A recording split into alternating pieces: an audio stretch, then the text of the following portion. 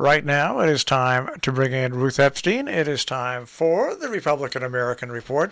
Ruth covers our area for the Waterbury Republican American. You can see her stories in the paper online at rep-am.com. And we talk with Ruth just about every Monday morning. Good morning, Ruth. Hi, Marshall. Happy 5th of July. Yes. How was your 4th? 4th was nice. I spent it at home relaxing, but I went on the back porch for about, I would say, close to an hour, because it was a beautiful afternoon. But what I really missed was July 3rd. I was going to be at the Sharon Pharmacy for their 60th anniversary, but with the cold dampness of the morning, my knees were just giving me so much problem. Oh dear. I called up Chris, and I said, "Geez, I'm sorry, I can't make it there."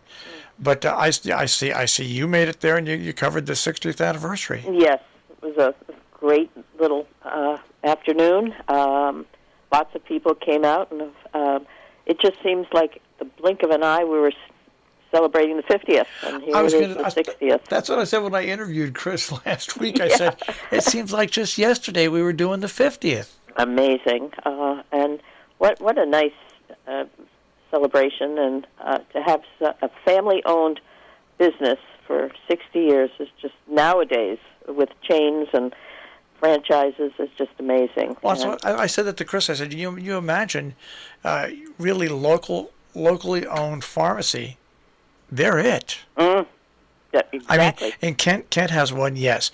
Yeah. But other than that, they're it. They're it. Mm-hmm. And that's a strange thing to see, and a good thing to see, actually.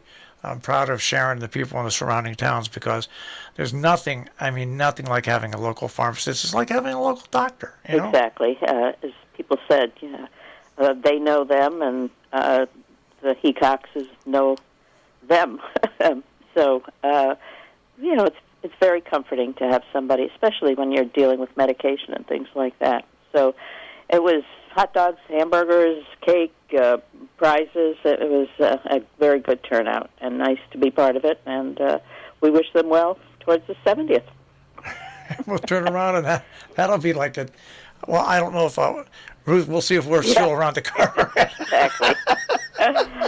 Anyway, it was a nice weekend. The farmers market in Cornwall had some music. There was the cake fundraiser at the Let Them Sharon Eat Cake. Historical Society. Let Them Eat Cake.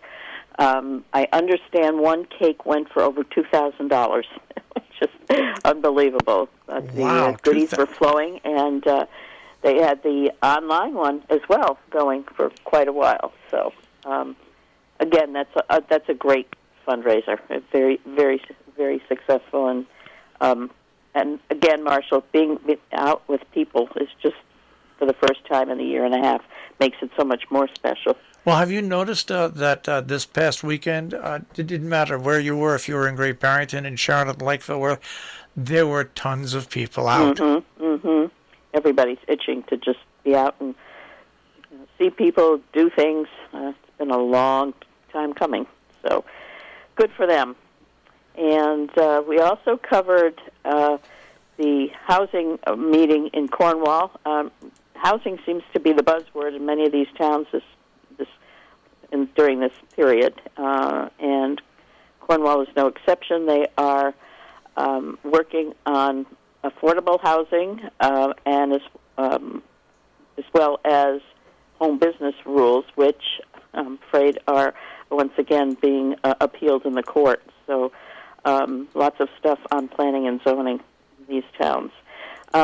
We also hooked into the Siting Council Tower hearing. As you know, there is a proposal to put a cell tower on property at Wake Robin Inn. Surprisingly, only one intervener spoke against it. That was it during the public comment period.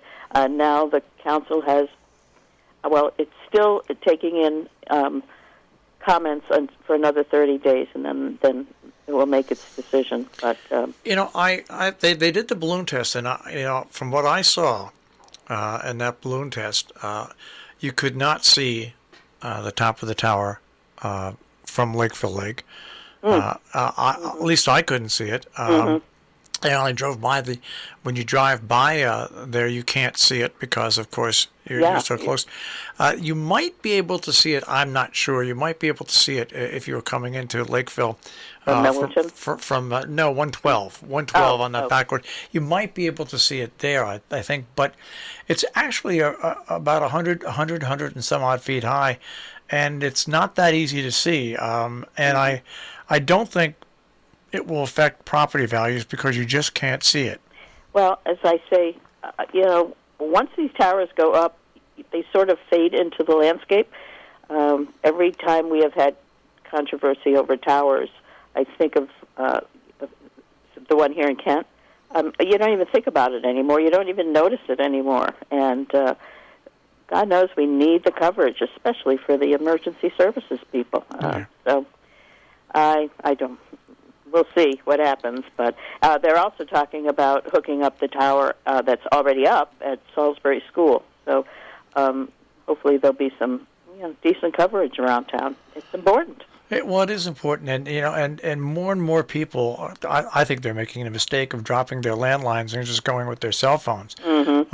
I'm never going to do that. Yeah. Because I just. I agree. And it sure makes it hard to find people's phone numbers. I tell you, makes it hard for that, and it also the 911 portion of it.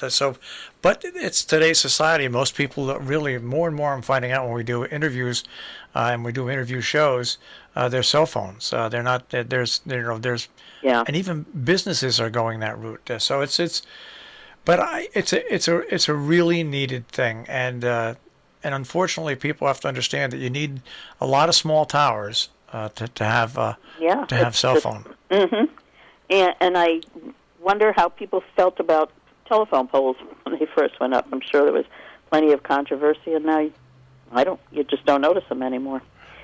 Anyway, speaking of the landscape, I would suggest people take a trip to Cornwall and see the animals in the barnyard event that the Cornwall Association is putting out. They're really adorable. There are these plywood cutouts of cows and pigs and chickens, and it's really sweet as you drive along the roadway. And you can vote on this if you they're voting, and the top prizes are $50 each for most creative and most realistic.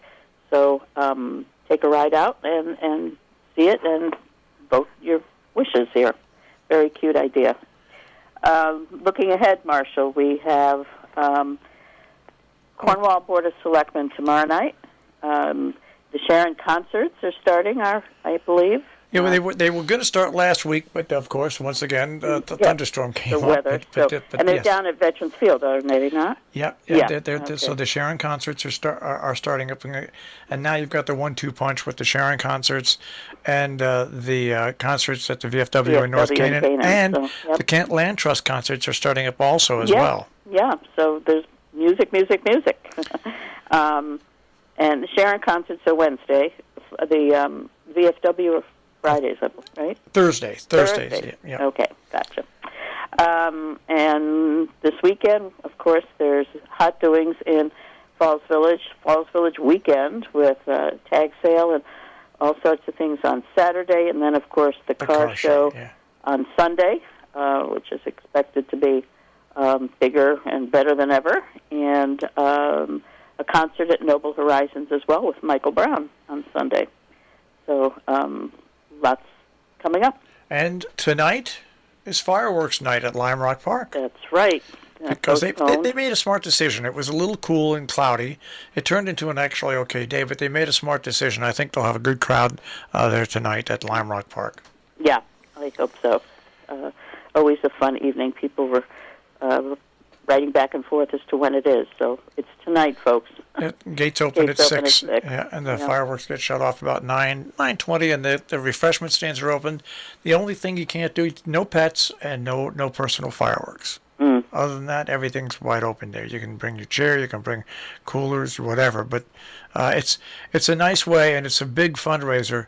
I mean, the Salisbury Rotary Club had wiped out last year their 2 huge fundraisers, which was the Kentucky Derby fundraiser and also the fireworks last year. Yeah. So those were taken right off the map there, and so this is a real important event for them. just think of all the fundraisers that were wiped out last year. It's just amazing, and let's hope that they can recoup all these groups that are struggling to exist as it is, and to have the pandemic just take away all their fundraisers. You must give them credit for hanging on. Yeah, and coming Not up with easy. other creative way to raise funds. Exactly, The Rotary Club has a raffle going on that I think ends in December. But all these social service clubs and all these fundraisers are from organizations that raise funds to help locally, and that's the important thing about it. Kent had a very cute idea with its flocking of flamingos, the Kent Center PTA.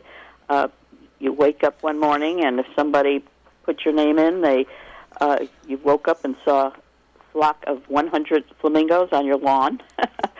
People would pay to have them done on other people's lawns. I thought that was a tremendously creative idea.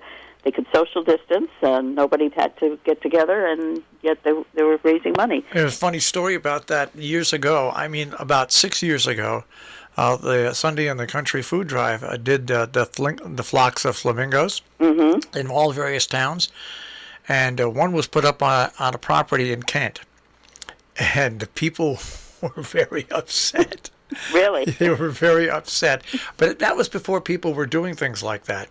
And so poor NASCAR Dave had to go apologize to them, and they took them down and everything like that. Oh, I thought that was a very clever idea, I thought. It is a great idea, but this was way ahead before anybody was doing anything like that. Oh, well, So we've lessened our frustrations these days.